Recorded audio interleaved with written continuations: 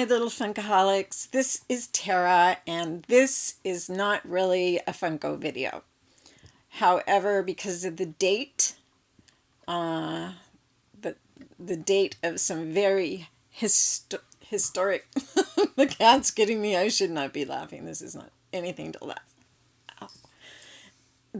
This is a date that will live in infamy in the early 19th century. The first thing I'd like to do is say my prayers are with the people of France who have lost an amazing building that's not just a building, it's a cathedral. It's the Notre Dame Cathedral in Paris, and it's pretty much gone. I think they've managed to save the bell towers, and that's something they can maybe anchor a new church with. I don't know if they're going to do that. There were not only priceless paintings, there were also things such as what they believe to be the crown of thorns that Jesus wore just before he was crucified, and also I don't know. And also part of a piece of the cross that Jesus was crucified on. I also believe from documentaries I've seen, I've never been there. It was on my bucket list, and it still is. I still want to walk by and pay tribute to some place that was so holy. For not only Catholics, for every religion that finds that place to be sacred. I forgot what I was going to say, but anyways, that is the first thing. Oh, I remember. From what I can remember of documentaries, I believe there was some saints buried there. I believe they were buried near the altar under the ground, so that's probably okay, but it's still tragic. Defines the word tragic, or tragic defines what happened. So now into the reason that I'm here. It's older than what has happened in Paris today, but it is still, in my mind, something that should be always observed on this day. Actually, 2 days. And I'm talking about the RMS Titanic. I used to have a column when I worked for Examiner.com that was dedicated to the Titanic. And because of some articles I did and something that I possibly could have helped stop, and I'm talking about a paranormal exhibition going to the Titanic and actually putting microphones in the water to get EVPs. I was horrified. Anyways, my daughter called me and she said, "Do you know that there's a paper in Florida that's citing you as an expert on the Titanic?" And I'm like, "Really?" Okay, I'll take that. It's not it's not true, but I do probably know more than most people. I was brought up by partly by a man of the sea who had been a merchant marine and sailed a ship right up until I don't know, several years before his death, and he was amazing, and the stories he taught me were amazing. And the one story I wanted to hear over and over and over was the story of the sinking of the RMS Titanic. So here we go. Her maiden voyage, I believe, I can't even remember the day she launched. It took 4 days.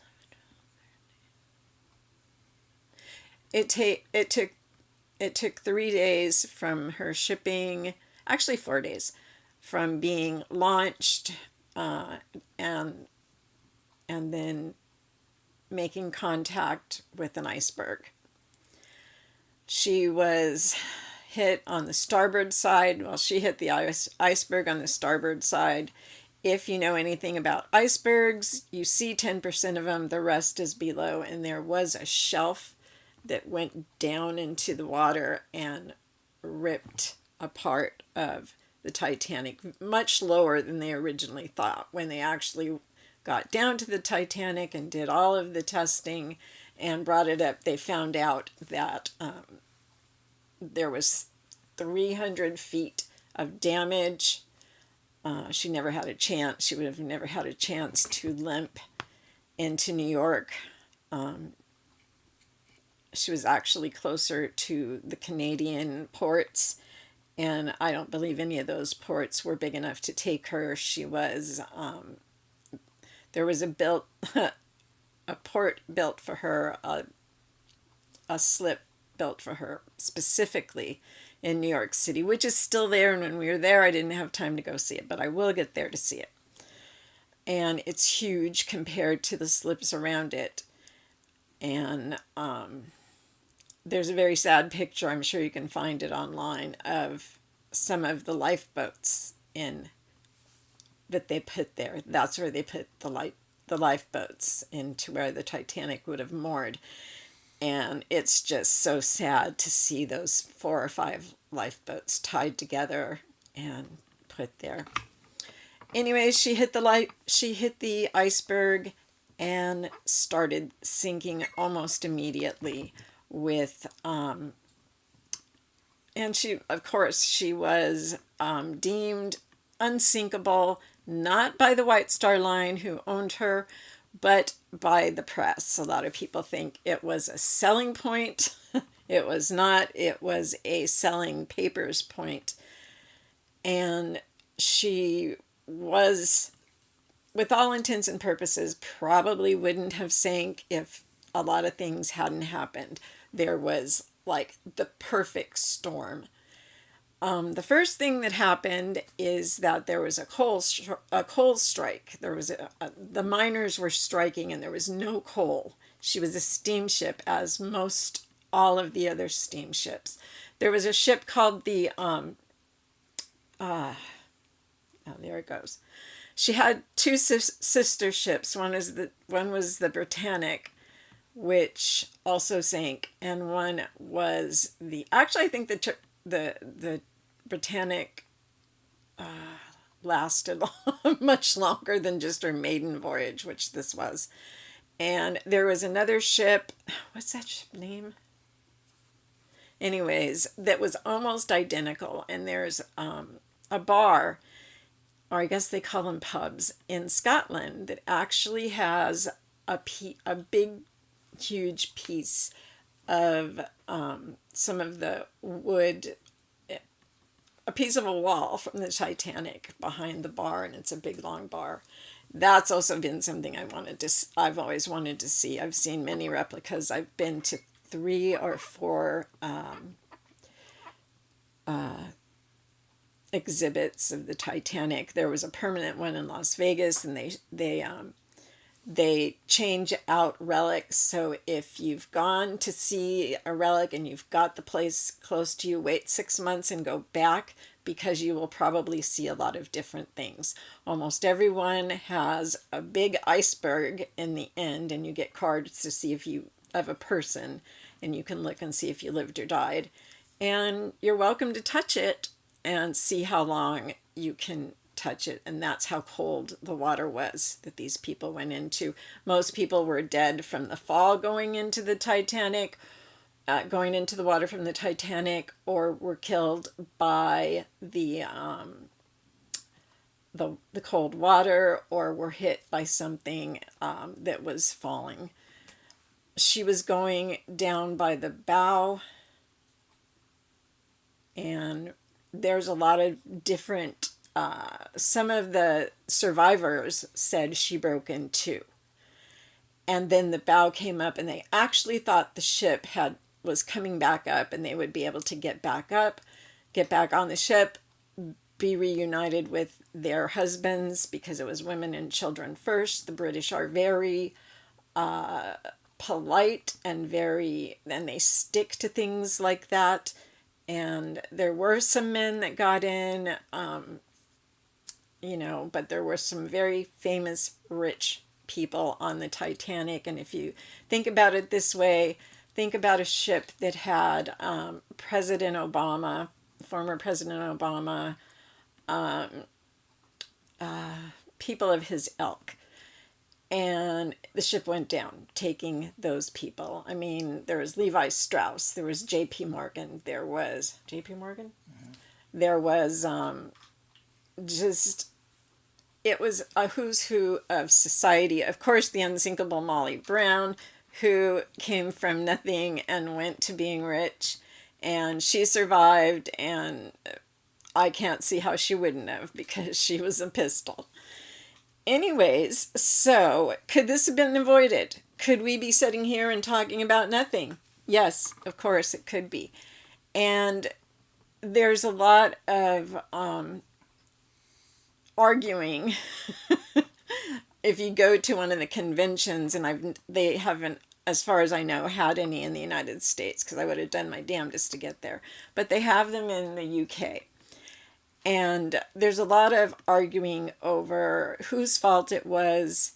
The ship was financed by the United States,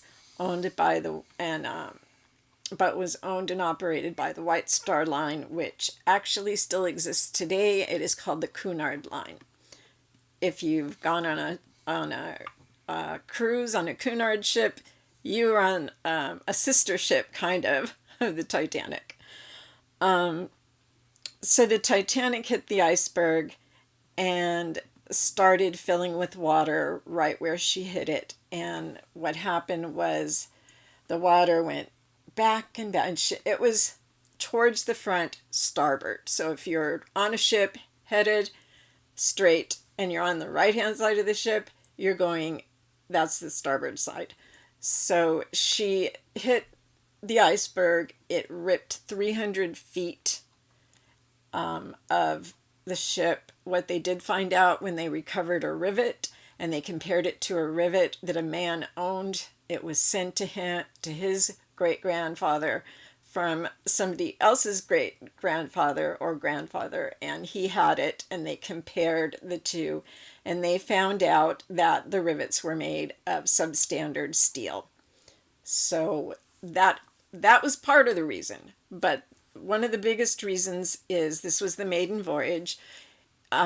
Ishmael, I can't remember his name, and that my memory's really bad. 5 years ago I would have been able to and now I can't. But anyways, he was the owner of the White Star Line, and also the architect was on the ship, which is how they knew the ship was going to go down, and probably go down pretty fast. To him, this was his greatest achievement. The design of this ship was his greatest achievement. Who wouldn't, it was the biggest thing man had ever built to go into the water. It was the biggest ship ever. It was unsinkable, or else it should have been unsinkable, or was told it was unsinkable, but it wasn't. And no ship is ever, just like no airplane is crash proof. It just doesn't happen. There's always those nasty little things that go wrong. But like I said, this was a perfect storm.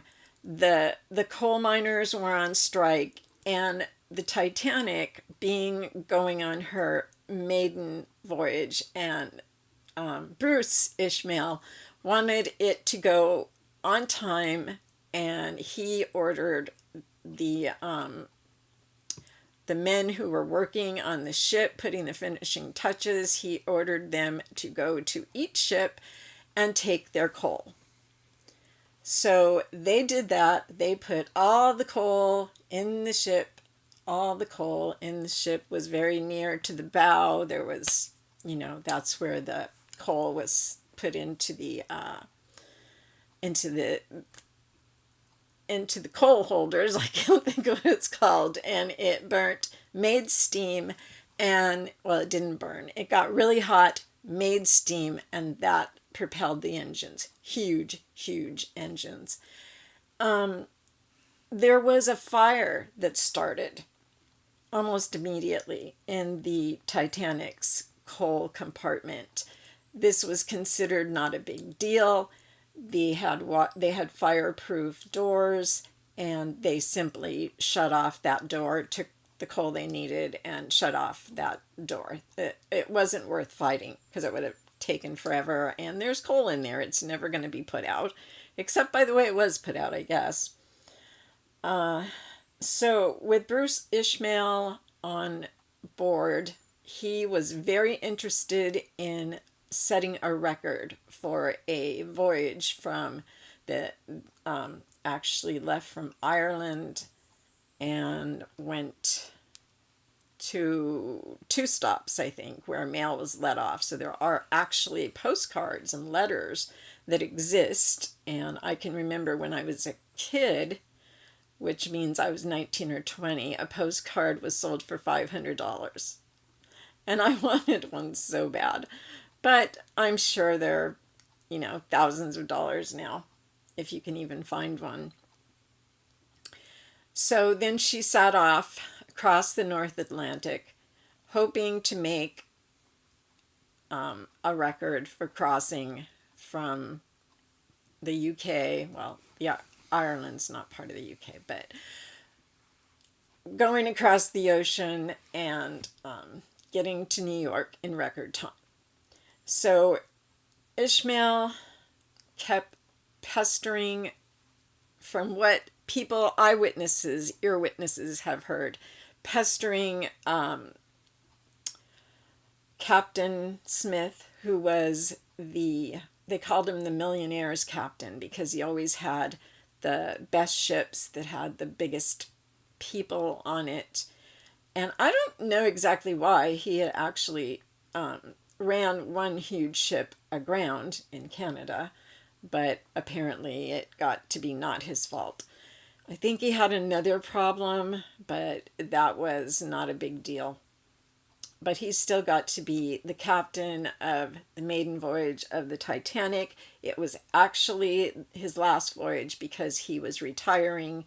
It turned out to be the last voyage because he allowed Bruce Ismay to talk him into going full speed ahead and through what they knew was a field of ice.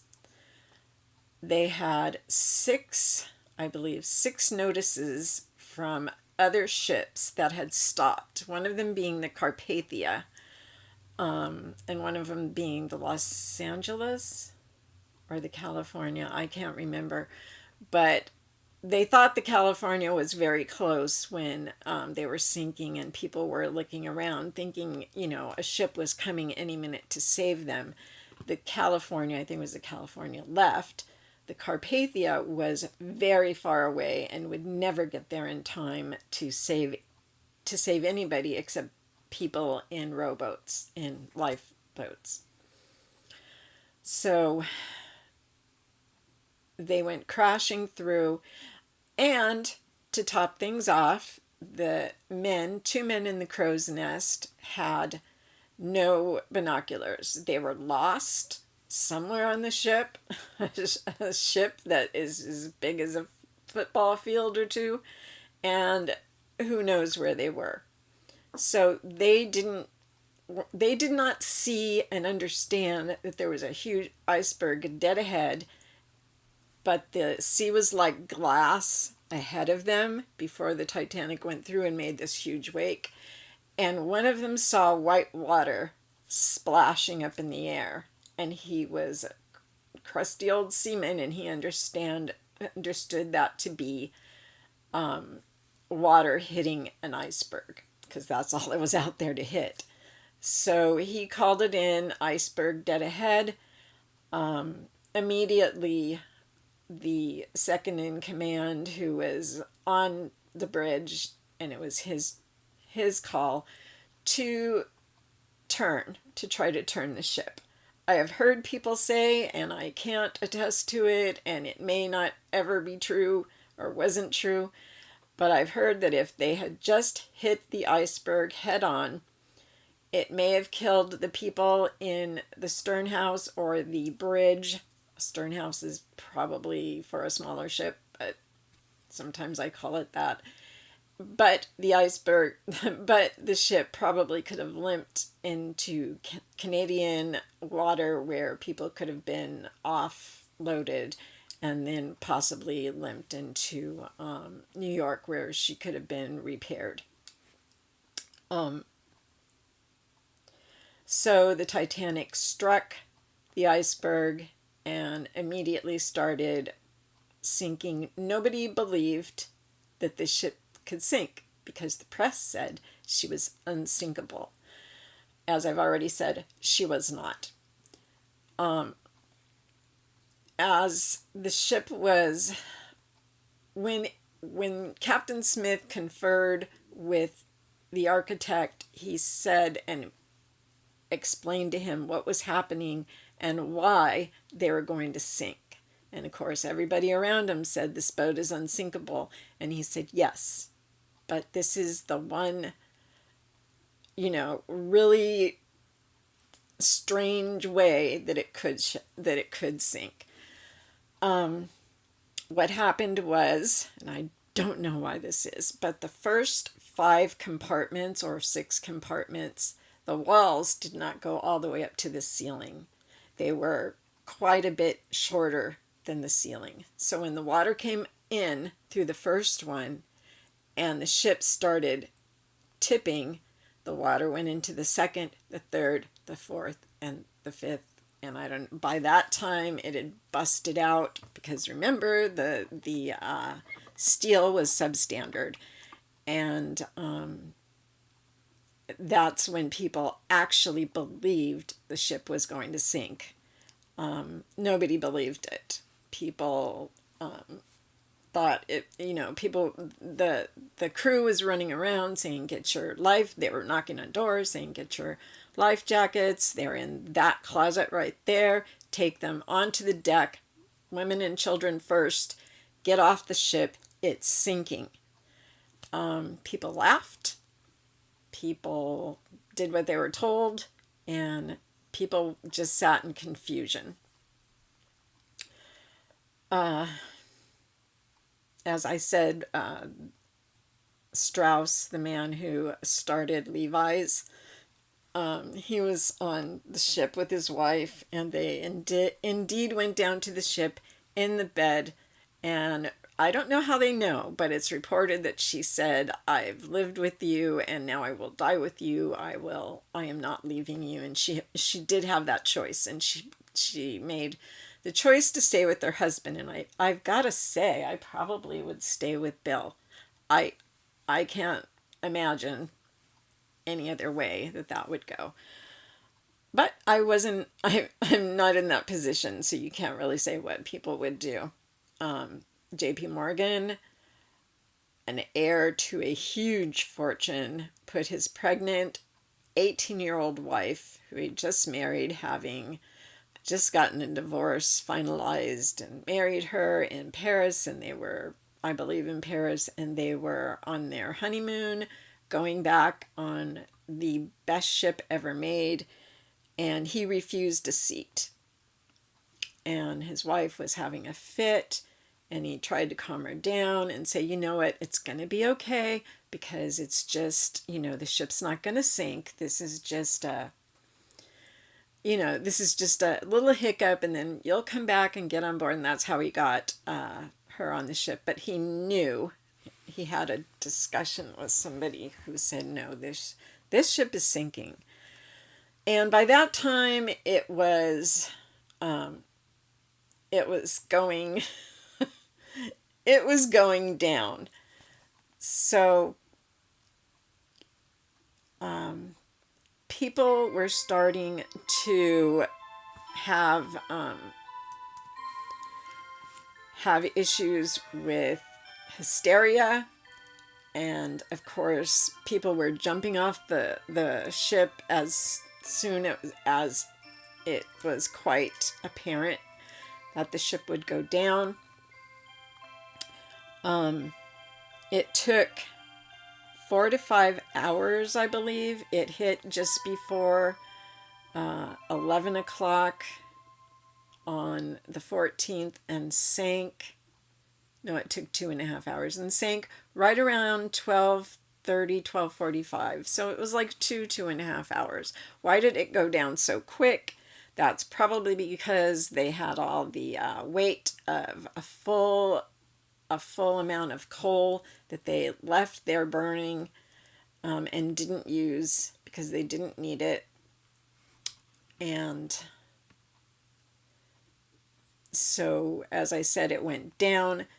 I believe, and a lot of experts say no, but I believe she did break in half. I believe the eyewitnesses, and they weren't all just women that were hysterical. Each boat was manned by a man who was competent enough to get the lifeboat away from the ship. What usually happens when a ship sinks is a big sucking of water that goes down with it. They had to get far enough away. Surprisingly enough, that did not happen.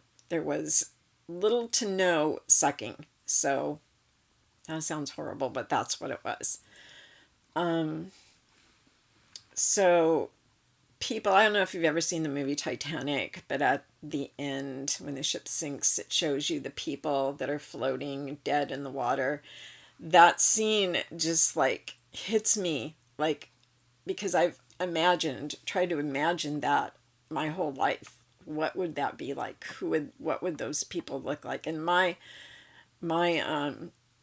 imagination could only go to zombies, because that was my thoughts of what dead people look like. And when they showed them and their eyes were milky, I think I had it nailed. I think they looked like they were about ready to be zombies, but they were just dead people. And they were mostly third class, which was called steerage. And those were people who were the poorest of the poor, and somebody gathered up enough money so they could be on the Titanic to go to America and make a better life. And unfortunately, whole families died off that night. Of the people that went down, as the ship went down, over 1,500, almost 1,600 people died.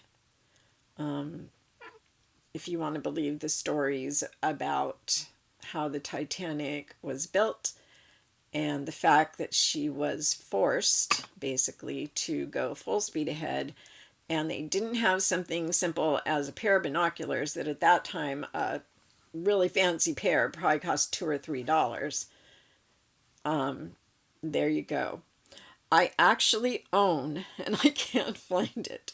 It's one of my prized possessions, and I've moved it around during putting my pops up and taking other things down to make room for them. So I'm not sure where it is, but it's a piece of coal, and it's in a vacuum sealed on a little plastic piece, and there's a black box that says RMS Titanic LLC, because there's a company that owns everything that was on the Titanic, and then there's a company that owns the rights to go down and study the ship. But anything brought up goes to this company, and it is that company that puts the items into the museums that are at this point across the world. I don't know what else to say except this was 107 years ago, and I understand that people, except people like me, do not understand the importance of what happened on the Titanic. There was a lot of things that happened. She was one of the first ships to use the new SOS code. Of course, a lot of other ships did not know what that meant. Fortunately, the radio man at the Carpathia, who was asleep, because most ships, especially a steamer like Carpathia, who only had a few passengers, maybe 100 or so, that they took in just to make extra money, but she was a working ship, and they weren't required to have round the clock. I doubt if the Titanic's guys were supposed to be around the clock, but so many messages were coming in to go to passengers, and they were just taking them and taking them. And they actually had, like I said, 6 different ships that sent them, and I believe one of them was the Carpathia, to slow down, be careful. There is an ice field, and they gave them the information, which is by the stars and all that kind of stuff. And slow down or just stop. Don't go through it. Let it go by. And they decided not to even call the captain or the first mate to tell them. They instead said this ship's unsinkable and put it on the to be passed around later. So there's another of the perfect storm piece. One of those, there were 2 men. One of them were killed. The other one, and probably unfortunate for him, was rescued, and he actually helped rescue a few passengers. So I guess he was where he was supposed to be, but he got very, very reamed a new one, so to speak, when they had big hearings to find out who was at fault, because this ship was millions of dollars back when money was millions of dollars, was actually millions of dollars. And it was gone. It was at the bottom of the sea, and insurance companies could probably not even afford to pay for it, and they allowed each passenger to prove that they had however many suitcases on board, and of course they had no way to do that. But they were offering like $6, $5 per suitcase, which was still $6 and $5 when a meal in a restaurant was probably 50, 60 cents, and that was a good one. So that's basically the story. The one thing that amazes me is that it took 4 days for the Titanic to leave Ireland and get to the place she sank, which is a big hidden secret. People still dive the Titanic. I wanted to. They had a big thing where they were 100th year anniversary. Yeah, for the 100th anniversary, you could actually dive the Titanic, and I wanted to go so bad until we saw the price tag of $90,000. And then they made a Titanic 2 to sail.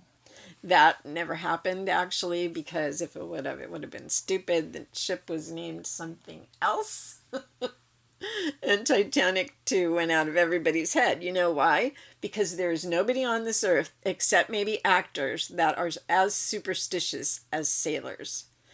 Anybody who made a Titanic 2, you would have to run it yourself, by yourself.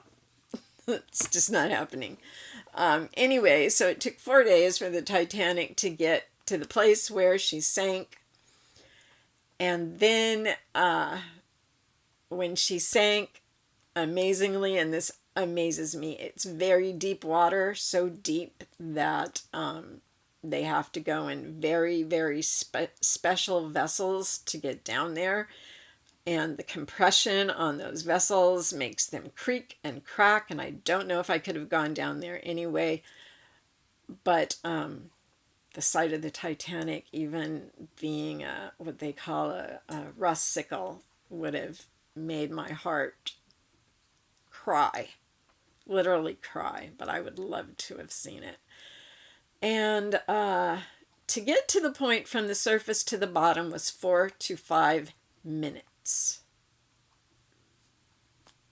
They found her in 2 pieces, which further pushed the fact that she broke in 2. There's still fighting going on about that. These experts say this, this, and this. Here's the proof. Those experts say this, this, and this. Here's the proof. I still believe the eyewitnesses, and at this point it really doesn't matter. Online, there's some very interesting places to go and check out pictures. A couple years ago, I was messaged about a picture that was of the actual iceberg that she hit. And these pictures were taken by passengers of the ship that came to her rescue late, but better than nothing. The Carpathia was amazing. The captain was amazing. And because they went to help.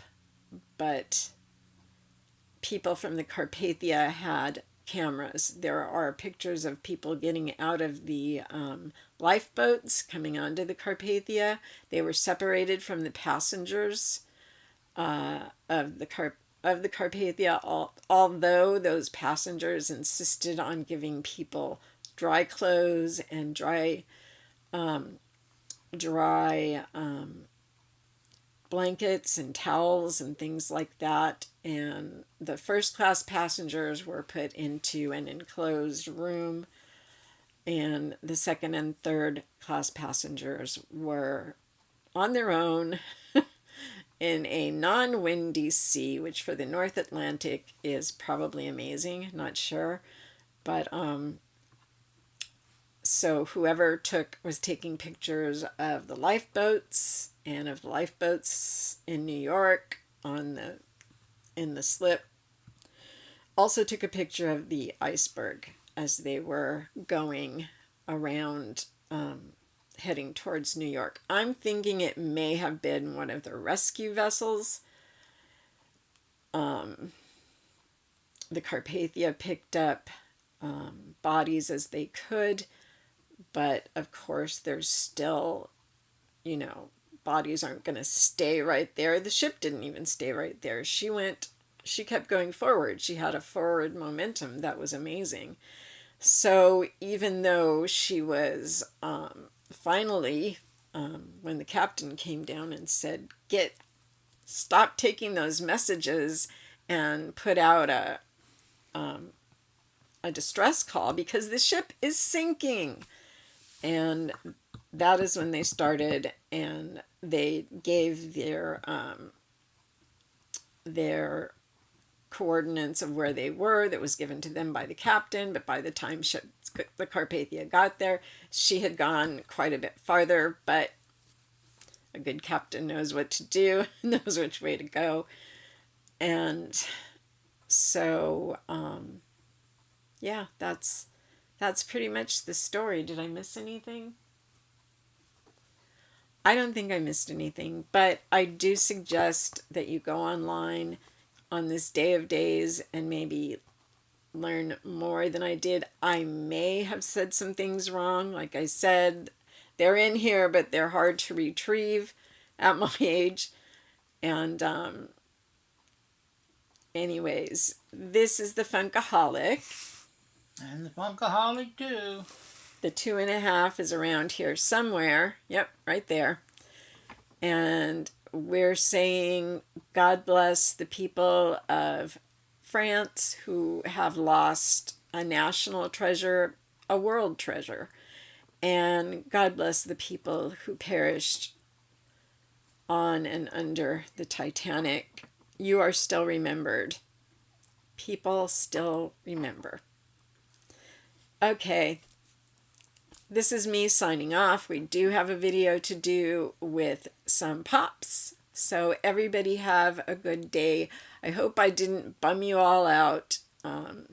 It's history. I love history. Okay. Hasta la vista. Hasta la vista. Baby.